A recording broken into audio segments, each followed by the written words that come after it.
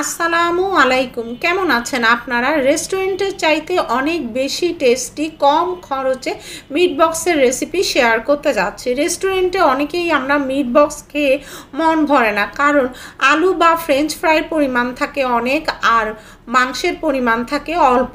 আমরা ওখানে আলুটা এত বেশি খেতে পছন্দ করি না। আজকের রেসিপি তৈরি করে খাওয়ার পর আর রেস্টুরেন্টেরটা খেতে আপনাদের ভালোই লাগবে না। তো সবার প্রথমে আমি মুরগির বুকের মাংস নিয়ে নিয়েছি প্রায় 1 কেজির মতো। আমি ছোট করে কেটে নিয়েছি আর এগুলো ধুয়ে আমি কিছুক্ষণ স্ট্রেনার রেখে পানি ঝরিয়ে নিয়েছি। এখন মেরিনেশনের জন্য লেবুর রস দিয়ে দিচ্ছি 2 টেবিল চামচ, আদা পেস্ট দিয়ে দিচ্ছি 4 চা চামচ আর রসুন পেস্টও দিয়ে দিলাম 4 চা চামচ। চিলি ফ্লেক্স দিয়ে দিয়েছি 4 চা চামচ, গোলমরিচ গুঁড়া দিয়ে দিয়েছি 1 চা চামচ, সয়া সস দিয়ে দিলাম 4 টেবিল চামচ, টমেটো সস দিয়েছি 4 টেবিল চামচ আর লবণ দিয়ে দিয়েছি 2 চা চামচ। এখন সব কিছু মাখিয়ে নিচ্ছি। মাখিয়ে 30 মিনিটের জন্য আমি রেস্টে রেখে দিব। অবশ্যই আপনারা মেজারমেন্ট সেট ফলো করবেন। এই ফাঁকে মায়োনেজ তৈরি করে নিচ্ছি। আমি সিদ্ধ ডিমের মায়োনেজ তৈরি করছি। এখানে আমি 6টা সিদ্ধ ডিম নিয়ে নিয়েছি। এখন বাদবাকি উপকরণ আমি দিয়ে দিচ্ছি। এখানে মেজারমেন্টে চা চামচে 3 চা চামচ সাদা গোলমরিচ গুঁড়া, গার্লিক পাউডার দিয়ে দিয়েছি 6 চা চামচ। গার্লিক পাউডারটা দিবেন, অনেক বেশি ফ্লেভার এবং টেস্ট পাবেন। লবণ দিয়ে দিয়েছি 1/2 চা চামচ এবং বিট লবণ দিয়ে দিয়েছি 1/2 চা চামচ। এখানে চিনি দিয়ে দিচ্ছি 4.5 টেবিল স্পুন, 4.5 টেবিল চামচ। ভিনেগার দিয়ে দিলাম 2 টেবিল চামচ আর লেবুর রসও দিয়ে দিচ্ছি 2 টেবিল চামচ। দুটোই প্রিজারভেটিভের কাজ করবে আর লেবুর রস দেয়াতে ডিমের গন্ধও করবে না। চিলি সস দিয়ে দিচ্ছি 2 টেবিল চামচ। গুঁড়া দুধ এখানে দিয়ে দিবেন। গুঁড়া দুধ দিয়ে দিচ্ছি 1 কাপ। গুঁড়া দুধটা দেওয়ার কারণে তেলের পরিমাণও কম লাগবে, টেস্টও অনেক ভালো আসবে। সয়া সস দিয়ে দিয়েছি 2 টেবিল চামচ আর তেল দিয়ে দিয়েছি 4/3 কাপ। পানি দিয়ে দিলাম 1.5 কাপ, 1.5 কাপ। এখন আমি ভালো করে ব্লেন্ড করে নিচ্ছি। দেখুন, ব্লেন্ড করার পরের কনসিস্টেন্সিটা আমি আপনাদেরকে দেখাচ্ছি। এখন এখানে দিয়ে দিব টমেটো সস। কিছুক্ষণ পরে এই কনসিস্টেন্সিটা আরও গাঢ় হয়ে যাবে। তো এখন আমরা এখানে 1/2 কাপ টমেটো সস দিয়ে আবার ব্লেন্ড করে নিচ্ছি। জাস্ট একবার ঘুরিয়ে নিলেই হলো, ব্যাস তৈরি হয়ে গেল মিট বক্সের জন্য আমাদের মায়োনেজ। আর এই মায়োনেজটা নর্মাল ফ্রিজে আপনারা 15 দিন পর্যন্ত স্টোর করে রেখে খেতে পারবেন। এখানে আমি খোসা সহ 4টা বড় সাইজের আলু 75%-এর মতো সিদ্ধ করে নিয়েছি, মানে বেশি নরম করিনি, হালকা শক্ত রেখেছি। তো এখন আলুগুলো খোসা ফেলে দিয়ে আমি কেটে নিলাম। এরপর এখানে সামান্য লবণ আমি মাখিয়ে নিচ্ছি। এদিকে চিকেন 30 মিনিটের মতো মেরিনেট করা হয়ে গিয়েছে। এখন চিকেন থেকে দেখুন এক সাইড থেকে এই মশলাগুলো আমি নিয়ে নিচ্ছি আলুর মধ্যে এবং আলুতে আমি মাখিয়ে নিলাম।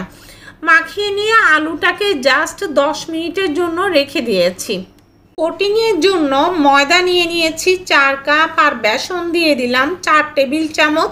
কর্নফ্লাওয়ার দিয়ে দিয়েছি 4 টেবিল চামচ। লাল মরিচের গুঁড়া দিয়ে দিয়েছি 4 চা চামচ আর লবণ দিয়ে দিলাম 2 চা চামচ। এখন হাত দিয়ে মিক্স করে নিচ্ছি।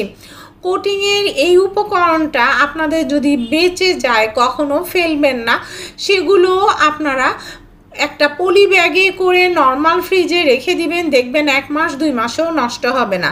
এই জন্য দেখুন আমি চামচ দিয়ে অল্প অল্প করে নিয়ে কোট করছি। প্রথমে চিকেন কোট করে নিচ্ছি, চিকেন কিন্তু ডাবল কোটিং হবে।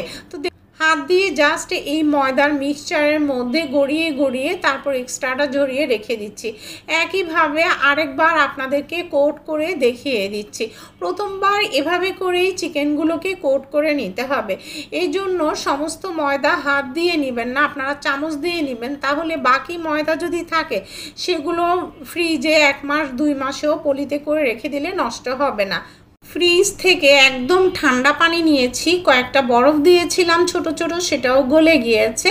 এরকম ঠান্ডা পানিতে 10 সেকেন্ডের জন্য জাস্ট পানিতে চুবিয়ে নিতে হবে। 10 সেকেন্ড ভিজিয়েই সাথে সাথে উঠিয়ে ফেলতে হবে। তো এই যে এখন আবার ময়দার মিক্সচার নিয়ে এবারে সেকেন্ড কোটিং, দেখুন ভালো করে আগে কোট করে নিচ্ছি, তবে এবারে হাতের মুঠোতে নিয়ে একটু চেপে চেপে নিতে হবে 2-3 বার করে, এরপর এক্সট্রাটা ঝরিয়ে ফেলতে হবে। এভাবে করে ডাবল কোটিং করতে হবে। আশা করি দেখেই বুঝতে পাচ্ছেন। সবাই ইউটিউবে চ্যানেলটাকে সাবস্ক্রাইব করে পাশে থাকবেন, পাশের বেল আইকনটা প্রেস করবেন যাতে করে নো ফেল ক্লিয়ার ডিটেইলস করা রেসিপির ভিডিও নোটিফিকেশন আপনাদের কাছে পৌঁছে যায়। আর যারা ফেসবুকে ওয়াচ করছেন তারা ফলো দিলেই পৌঁছে যাবে ভিডিওর নোটিফিকেশন আপনাদের কাছে।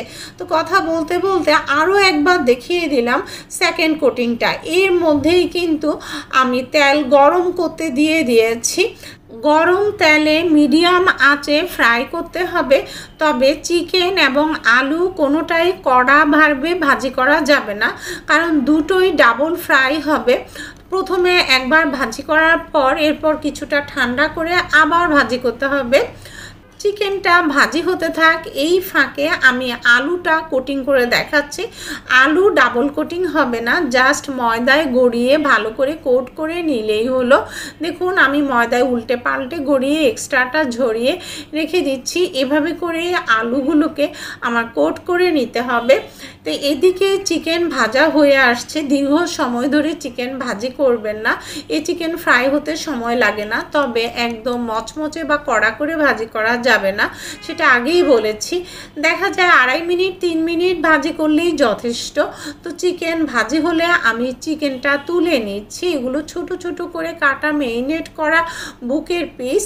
তো এখন আমি আলুগুলোকে ভাজি করে নিচ্ছি।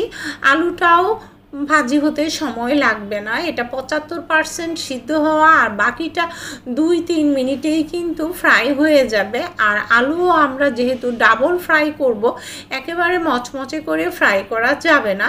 আলুটাও আমি ভাজি করে তুলে নিচ্ছি।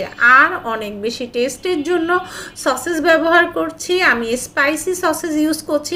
8 পিস চিকেন সসেস আমি কেটে নিয়েছি পাতলা পাতলা করে। এখন এগুলো আমি ফ্রাই করে নিচ্ছি। সসেস ফ্রাই হতে বেশি সময় লাগবে না, দেখবেন সসেসগুলো ফুলে ফুলে উঠছে আর সসেসের কালার চেঞ্জ হয়ে এসেছে। এরকম হলেই সসেসগুলো তুলে নিতে হবে। আশা করি আপনারা দেখেই বুঝতে পাচ্ছেন। দেখুন সসেসগুলো একদম ফুলকো ফুলকো হয়ে গিয়েছে। এখন আমি সসেসগুলো নামিয়ে নিচ্ছি। চিকেন মোটামুটি ঠান্ডা হয়ে এসেছিল। এই পর্যায়ে একদম গরম তেলে হাই মিডিয়াম আঁচে চিকেনগুলোকে আমি আবার ফ্রাই করে নিচ্ছি প্রায় 2 মিনিটের মতো। এখন চিকেন একদম মচমচে হয়ে গিয়েছে। চিকেনগুলো আমি এভাবে ফ্রাই করে নামিয়ে নিয়েই এই গরম তেলেই হাই মিডিয়াম আঁচেই আলুগুলো আমি ফ্রাই করে নিচ্ছি একদম মচমচা করে। এরপর আমাদের শুধু অ্যাসেম্বল করার পালা। ডেসক্রিপশন বক্সে সমস্ত উপকরণ কতটুকু কি ব্যবহার করেছি সবই দিয়ে দিয়েছি আপনাদের বোঝার সুবিধার্থে। যখন তখন ডেসক্রিপশন বক্সে পরিমাপ দেখেই আপনারা তৈরি করে ফেলতে পারবেন। এখন অ্যাসেম্বল করছি। প্রথমে কিছু চিকেন ফ্রাই দিয়ে দিলাম, এরপর অল্প কিছু আলু আর সসেস ফ্রাই, এরপর দিয়ে দিয়েছি আমাদের মেয়োনেজ, যেই মেয়োনেজটা আমরা তৈরি করেছি। মেয়োনেজ দিয়ে দিয়ে এই মিট বক্স সাজালে তাহলেই না পারফেক্ট টেস্টটা পাবেন। প্রতি লেয়ারে লেয়ারে মেয়োনেজ দিতে হবে, আর প্রতি লেয়ারে একইভাবে চিকেন সসেজ আলু সব কিছু দিয়ে দিয়ে তারপর এই মেয়োনেজ দিয়ে দিয়ে আপনাদেরকে মিট বক্স তৈরি করতে হবে।